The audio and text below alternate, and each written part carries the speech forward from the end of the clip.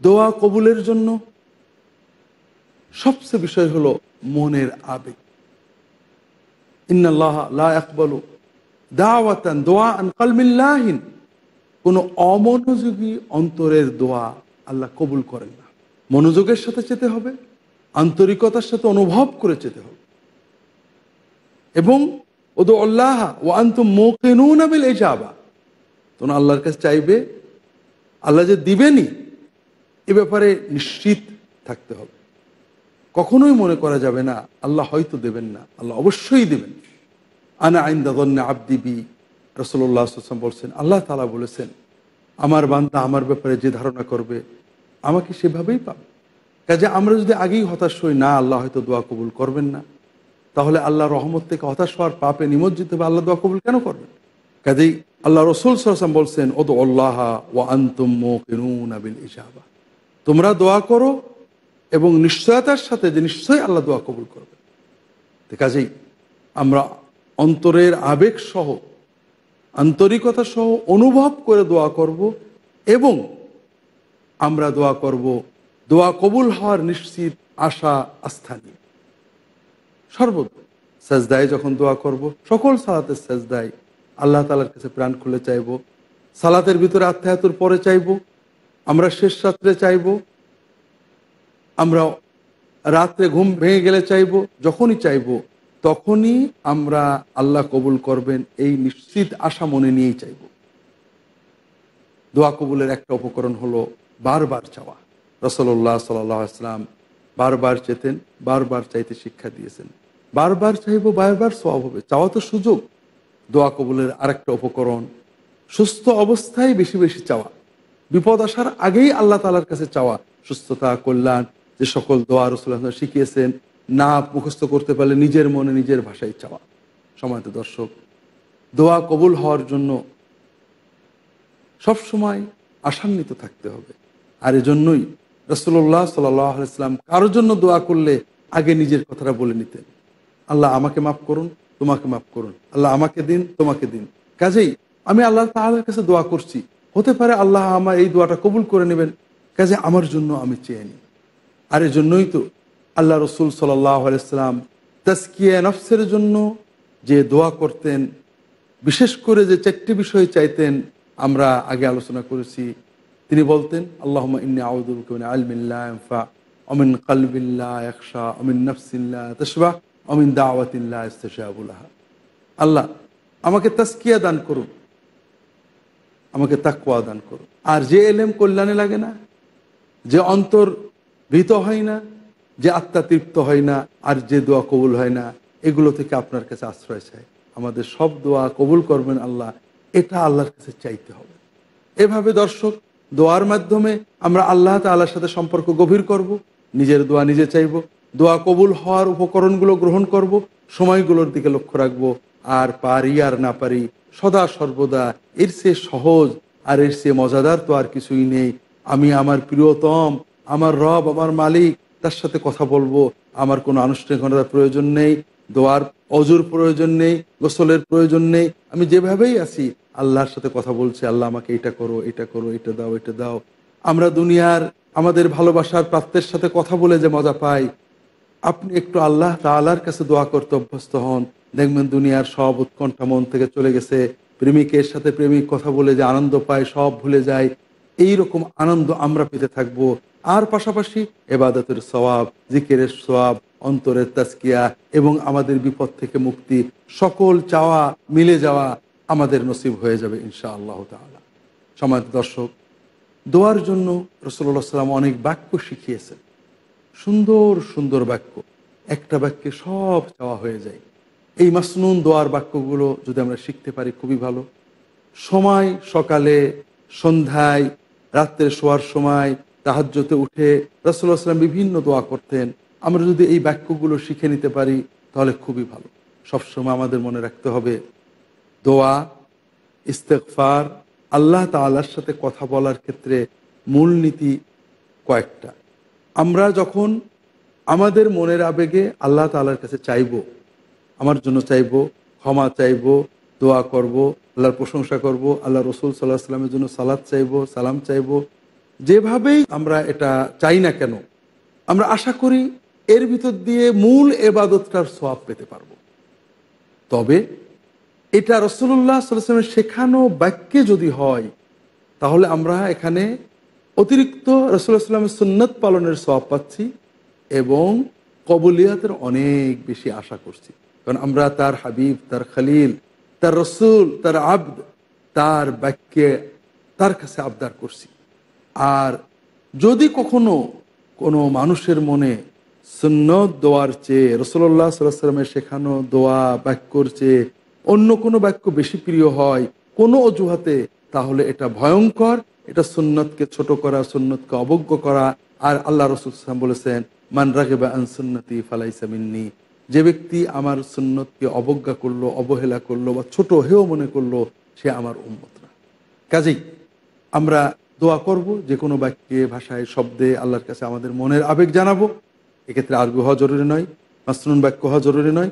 তবে আমরা কোরআন এবং সুন্নাহ থেকে দোয়ার বাক্যগুলো শিখে এই বাক্যগুলো দিয়ে যখন আল্লাহর কাছে দোয়া করব, তখন কবুলিয়াতের আর অনেক বেশি আশা করব। দর্শক, জিকিরের আরেকটি দিক হলো ইস্তিগফার, আল্লাহ তাআলার কাছে ক্ষমা চাওয়া। এটা একদিকে যেমন জিকির, আরেকদিকে চাওয়া, তবে সাধারণ চাওয়া নয়, বিশেষ চাওয়া, আল্লাহ তাআলার কাছে ক্ষমা চাওয়া। দর্শক, আমরা ক্ষমার গুরুত্ব অনেকটা বুঝি না। আল্লাহ তাআলার রহমত বরকতের উপরে আমাদের জীবন, আর এই রহমত বরকতের মাঝে বাধা হলো পাপ। আমরা যখন আল্লাহর অবাধ্যতা করি, পাপে লিপ্ত হই, আল্লাহর রহমতের সাথে আমাদের দূরত্ব তৈরি হয়। আর আল্লাহ ক্ষমা করার সঙ্গে সঙ্গে আর বাকি সব আমরা পেয়ে যাই, কবুলিয়াত পেয়ে যায়, রহমত পেয়ে যায়, বরকত পেয়ে যায়। আর এজন্যই বান্দার দায়িত্ব হলো সব সময় বেশি বেশি করে আল্লাহ তাআলার কাছে ক্ষমা চাওয়া। আল্লাহ রাসূল সাল্লাল্লাহু আলাইহি ওয়াসাল্লাম বলছেন, হে মানুষেরা, তোমরা আল্লাহ তাআলার কাছে বেশি বেশি বেশি বেশি ক্ষমা চাও, তওবা করো, গুনাহ ত্যাগ করে আল্লাহর পথে ফিরে আসার ঘোষণা দাও। আমি রাসূলুল্লাহ সাল্লাল্লাহু আলাইহি ওয়াসাল্লাম মাসুম, আল্লাহ তাআলা তাকে ইসমত দিয়েছেন, তিনি বলছেন যে আমি প্রতিদিন ৭০ বারের বেশি, কোন কোন বর্ণনায় ১০০ বার আমি আল্লাহ তাআলার কাছে ক্ষমা প্রার্থনা করি, তওবা করি। দর্শক, তাহলে ইস্তেগফারের গুরুত্ব আমাদের বুঝতে হবে। আল্লাহ তাআলার কাছে সব সুযোগেই ক্ষমা চাইতে হবে, সর্বদা ক্ষমা চাইতে হবে, চলতে ফিরতে ক্ষমা চাইতে হবে, পাপের কথা মনে করলে, না মনে করলে, বিশেষ করে পাপ করার সঙ্গে সঙ্গে ক্ষমা চাইতে হবে। পাপ করব না, এটা মানবীয় প্রকৃতির বাইরে। পাপ হবে, দেরি না করে তওবা করব, এটাই হলো মানবীয় প্রকৃতি, মুত্তাকিদের পরিচয়। আল্লাহ তাআলা কোরআন কারীমে এ ব্যাপারে বলেছেন, ওয়াসারিউ ইলা মাগফিরাতিম মির রাব্বিকুম ওয়া জান্নাতিন আরদুহাস সামাওয়াতু ওয়াল আরদু উইদ্দাত লিল মুত্তাকিন। তোমরা দ্রুত দৌড়াতে থাকো, ধাবিত হও সেই জান্নাতের দিকে, যে জান্নাতকে আল্লাহ তাআলা বানিয়েছেন মুত্তাকিদের জন্য মহা প্রশস্ত, আসমান জমিনের সমান প্রশস্ত। যে মুত্তাকিদের জন্য আল্লাহ জান্নাত বানিয়েছেন তারা কারা? আল্লাযীনা ইউনফিকুনা ফিস সাররাই ওয়াদ দাররা ওয়াল কাযিমিনাল গায়যা ওয়াল আফিনা আনিন নাস ওয়াল্লাহু ইউহিব্বুল মুহসিনিন। যারা অসচ্ছলতা, সচ্ছলতা, অভাবমুক্ত উভয় অবস্থায় আল্লাহর পথে ব্যয় করে, আল্লাহর পথে ব্যয় করে। কোথায়, কোন কোন খাতে? আল্লাহ অন্যত্র বলে দিয়েছেন, পিতামাতা, আত্মীয় স্বজন, দরিদ্র, মিসকিন, পথচারী, এদের জন্য ব্যয় করে। ক্রোধ সম্বরণ করে, মানুষকে ক্ষমা করে। ওয়াল্লাযীনা ইযা ফাআলু ফাহিশাতান আও যালামু আনফুসাহুম যাকারুল্লাহা ফাস্তাগফারু লিযুনুবিহিম ওয়া মান ইয়াগফিরু যুনুবা ইল্লাল্লাহ ওয়া লাম ইউসিররু আলা মা ফাআলু ওয়া হুম ইয়ালামুন। যে মুত্তাকিদের জন্য আল্লাহ জান্নাত বানিয়েছেন, তারা ব্যয় করে, ক্রোধ সম্বরণ করে, ক্ষমা করে।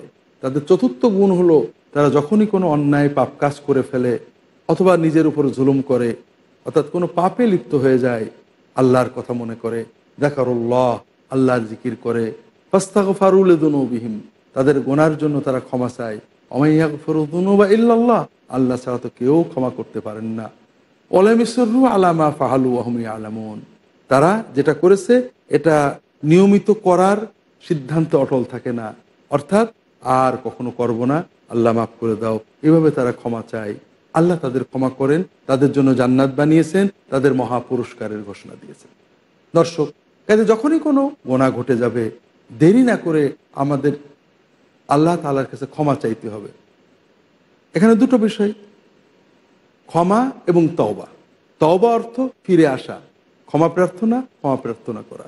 দুটো সমন্বিত বিষয় হলো, কোনো গুনাহ করার পরে, ছোট বড় যে কোনো গুনাহের পরে বান্দা যখন অনুতপ্ত হয়, খুব অন্যায় হয়েছে, এটা কাজটা খারাপ হয়েছে, আর কখনো করবো না সিদ্ধান্ত নেয় এবং আল্লাহ তাআলার কাছে ক্ষমা চায়, আল্লাহ মাফ করে দাও বলে, আর এক্ষেত্রে অন্যায়টাকে সংশোধন করে, অর্থাৎ যদি এর সাথে বান্দার কোনো হক থাকে সেটা ফিরিয়ে দেয়, মাপ চেয়ে নেয়, এই চারটে বিষয় যখন পূরণ হয় তখন ওটা তওবায় পরিণত হয়, ইস্তেগফারে পরিণত হয়।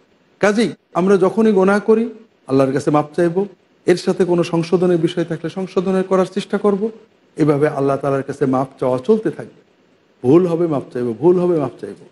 কিন্তু যদি আমরা এটাকে আনুষ্ঠানিকতায় নিয়ে যাই অথবা গুনাহ করে জমিয়ে রাখি, পরে মাপ চাইব, তাহলে আর মাপ পাওয়ার সুযোগ আমাদের কমতে থাকে। আল্লাহ তাআলা কোরআন কারিমে বলেছেন, ইন্নামাত তাওবাতু আলাল্লাহি লিল্লাযিনা ইয়ামালুনা সুআ বিজাহালাতিন সুম্মা ইয়াতুবুনা মিন করিব। আল্লাহ তাআলার দায়িত্ব তাদেরই তওবা কবুল করা যারা আবেগে, অস্থিরতায়, অজ্ঞান বা অসচেতনতার কারণে, জাহালতের কারণে, জাহালত আরবিতে দুই দিকে ব্যবহার করা হয়, দুই প্রকার অর্থে ব্যবহার করা হয়। একটা হলো অশোভন, অশালীন আচরণ করা, অথবা আবেগময়, ক্রোধময়, অস্থিরতাময় আচরণ করা, আর একটা হলো অজ্ঞানতা। আল্লাহ তাআলা বলছেন, অজ্ঞানতায়, অস্থিরতায় প্ররোচিত হয়ে কেউ পাপ করে ফেলে, তাড়াতাড়ি যথাশীঘ্র ক্ষমা চায়, তাদের পাপ ক্ষমা করা, তাদের তওবা কবুল করা আল্লাহর জিম্মাদারিতে। ওয়ালাইসাত আত-তাওবাতু লিল্লাযিনা ইয়ামালুনা আস-সাইয়্যাত হাত্তা ইযা হাদারা আহাদাহুমুল মাউত ক্বালা ইন্নী তুবতু আল-আন ওয়ালাল্লাযিনা ইয়ামুতুনা ওয়া হুম কুফফার। আর যারা পাপ করেই চলেছে, তওবা করছে না যে একেবারে মরার আগে তওবা করব, মরার সময় তওবা করে, তাদের তওবা কবুল আল্লাহর জিম্মাদারি নয়। কাজেই তওবা আমরা সবসময় করব, ইস্তেগফার সবসময় করব। এর মাধ্যমে আমাদের অন্তর থেকে ময়লাটা দূরীভূত হয়ে যাবে, অন্তর পরিশুদ্ধ হবে, আল্লাহর ক্ষমা, মাগফিরাত, রহমত সব আমাদের অন্তরে এসে যাবে। দর্শক, ইস্তেগফারের জন্য রাসূলুল্লাহ সাল্লাল্লাহু আলাইহি ওয়াসাল্লাম উন্মুক্ত আদেশ দিয়েছেন এবং কিছু কিছু সময় তিনি বেশি ইস্তেগফার করতেন। আমরা বিরতির পরে এসে সে সময়গুলোর কথা এবং ইস্তেগফারের বাক্যগুলোর কথা আলোচনা করব। ততক্ষণ আমাদের সাথেই থাকুন। আসসালামু আলাইকুম ওয়া রাহমাতুল্লাহ। বিরতির পর আমরা আলোচনা করছিলাম সুন্নাতের আলোকে আত্মশুদ্ধির ক্ষেত্রে ইস্তেগফারের গুরুত্ব। আমাদের আত্মা তো ময়লা হয় গুনাহের কারণেই, আর এ থেকে শুদ্ধ হতে হয় ইস্তেগফারের মাধ্যমে। সর্বদা ইস্তেগফার করতে হবে, আর বিশেষ করে যে সময়গুলোতে আল্লাহ দোয়া কবুল করবেন বলে আশা করা যায়, ওই সময়ে সবচেয়ে আগে ক্ষমাটা চেয়ে নিতে হবে। আর এজন্যই রাসূলুল্লাহ সাল্লাল্লাহু আলাইহি ওয়াসাল্লাম সেজদায়, সালাতের সালাম ফেরানোর আগে, সালাতের সালাম ফেরানোর সঙ্গে সঙ্গে যখনই দোয়া কবুলের সময় সবচেয়ে আগে ক্ষমা চাইতেন, ক্ষমা চাওয়া শিখিয়েছেন। কারণ আল্লাহর ক্ষমা পেলে বাকিগুলো সব আমরা পাবো। আর গুনাহ যখন থাকে, কল ময়লা থাকে, অন্তর নোংরা থাকে, অপরিশুদ্ধ থাকে, আল্লাহ তাআলার সাথে বান্দার সম্পর্কে দূরত্ব তৈরি হয়। দর্শক, এজন্য রাসূলুল্লাহ সাল্লাল্লাহু আলাইহি ওয়াসাল্লাম সালাতের বিষয়ে বেশি ইস্তেগফার করতেন। সালাত শুরু করে আমরা সানা পড়ি, যখন ওই সানার পাশাপাশি সানা পড়তেন, কখনো কখনো ইস্তেগফার পড়তেন। আল্লাহুম্মা বা'id বাইনি ওয়া বাইনা খাতায়ায়া কামা বা'আদতা বাইনাল মাশরিকি ওয়াল মাগরিব। আল্লাহ, আমার আর আমার পাপগুলোর ভিতরে দূরত্ব করে দেন যেমন পূব বা পশ্চিমের দূরত্ব। এভাবে সালাতের শুরুতে ইস্তেগফার করতেন, সেজদায় ইস্তেগফার করতেন। শিখিয়েছেন উম্মতের জন্য সেজদায় সব চাইবে বিশেষ করে ইস্তেগফার। সেজদায় সুবহানা রাব্বিয়াল আলা 3 বার বলার পর রাসূলুল্লাহ সাল্লাল্লাহু আলাইহি ওয়াসাল্লামের সুন্নাত বিভিন্ন দোয়া, অন্যতম হলো ইস্তেগফার। দোয়া কবুলের আরেকটা সময় সালাতের আত-তাহিয়াত পড়ে রাসূলুল্লাহ সাল্লাল্লাহু আলাইহি ওয়াসাল্লাম পরে সালাত পড়ার পরে সালাম বলার আগে যে সময়টা, এটা দোয়া কবুলের সময়। আর এই সময়ও রাসূলুল্লাহ সাল্লাল্লাহু আলাইহি ওয়াসাল্লাম ক্ষমা চাইতে শিখিয়েছেন। আবু বকর রাদিয়াল্লাহু তাআলা আনহু বলছেন, ইয়া রাসূলুল্লাহ, আমি সালাতের শেষে সালামের আগে কি দোয়া করব? রাসূলুল্লাহ সাল্লাল্লাহু আলাইহি ওয়াসাল্লাম শিখিয়ে দিলেন, আল্লাহুম্মা ইন্নী যালামতু নাফসি যুলমান কাসীরান ওয়া লা ইয়াগফিরু যুনুবা ইল্লা আনতা ফাগফির লি মাগফিরাতাম মিন ইনদিকা ওয়ারহামনি ইন্নাকা আনতাত তাওয়াব। ও সময় আল্লাহর কাছে মাপ চাই, আল্লাহ আমি অনেক জুলুম করেছি, গুনাহ করেছি, বড় গুনাহ করেছি, অনেক গুনাহ করেছি, আল্লাহ আপনি মাফ করে দেন, পরিপূর্ণভাবে ক্ষমা করে দেন। সালাতের সালাম ফিরিয়ে, সালাত হয়ে গিয়েছে, আল্লাহর কাছে ক্ষমা চেয়েছি, শুরুতে, সেজদায়, শেষে, সালাতের সালামের পরের দোয়া কবুল হয়। আর এই জন্য রাসূলুল্লাহ সাল্লাল্লাহু আলাইহি ওয়াসাল্লাম প্রথম সালামের পরেই ক্ষমা চাইতে শিখিয়েছেন। রাসূলুল্লাহ সাল্লাল্লাহু আলাইহি ওয়াসাল্লাম সালাম বলার পরে 3 বার আস্তাগফিরুল্লাহ বলতেন, আল্লাহ মাফ করুন, আল্লাহ মাফ করুন, আল্লাহ মাফ করুন। আমরা হয়তো আমাদের মানবীয় ধারণায় বলবো, সালাত পড়ে কি গুনাহ করলাম নাকি মাফ চাচ্ছি? দর্শক, মুমিনের চেতনা তো ওইটা নয়। সালাত পড়ে আল্লাহর কাছে একটা কবুলিয়তের হালত অবস্থা হয়েছে, এই সময়ে যে কথাটা বলবো আল্লাহ হয়তো কবুল করে নিতে পারেন। কাজেই আমি এই সময়ে সবচেয়ে আগে ওইটাই চাবো যেটা পেলে আমার আর কোনো পাওয়া বাকি থাকবে না। আর এই জন্যই প্রথমে 3 বার আল্লাহ তাআলার কাছে ক্ষমা চেয়ে এরপরে রাসূলুল্লাহ সাল্লাল্লাহু আলাইহি ওয়াসাল্লাম অন্যান্য অনেক কিছু চাইতে আমাদেরকে শিখিয়েছেন। এভাবে রাসূলুল্লাহ সাল্লাল্লাহু আলাইহি ওয়াসাল্লাম রাতের শেষভাবে তাহাজ্জুদে যখন উঠতেন, তাহাজ্জুদের সানা, তাকবীরে তাহরিমের পরে যা বলতেন এর ভিতরে ইস্তেগফার থাকতো, সাজদায় বেশি বেশি ইস্তেগফার থাকতো, সালাতের ভিতরেও দোয়া ইস্তেগফার থাকতো। এভাবে রাসূলুল্লাহ সাল্লাল্লাহু আলাইহি ওয়াসাল্লাম দোয়া কবুলের সময়গুলোতে ইস্তেগফার বেশি করার শিক্ষা আমাদেরকে দিয়েছে। দর্শক, ইস্তেগফার আল্লাহ তাআলার কাছে মাপ চাওয়া।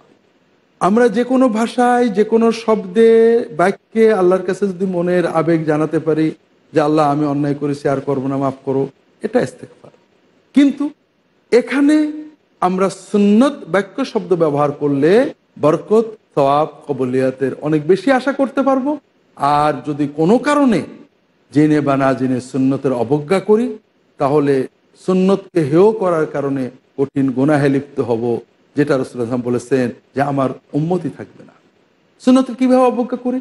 আমাদের সমাজে অনেক ইস্তেগফারের শব্দ প্রচলিত আছে, কোনো নেককার বুজুর্গ মানুষ শিখিয়েছেন, শব্দটা নাজেজ না, কিন্তু সুন্নতের মানেন নয়, সুন্নতের কাছে না, এটা ব্যক্তিগতভাবে কেউ চাইলে দোষ নেই।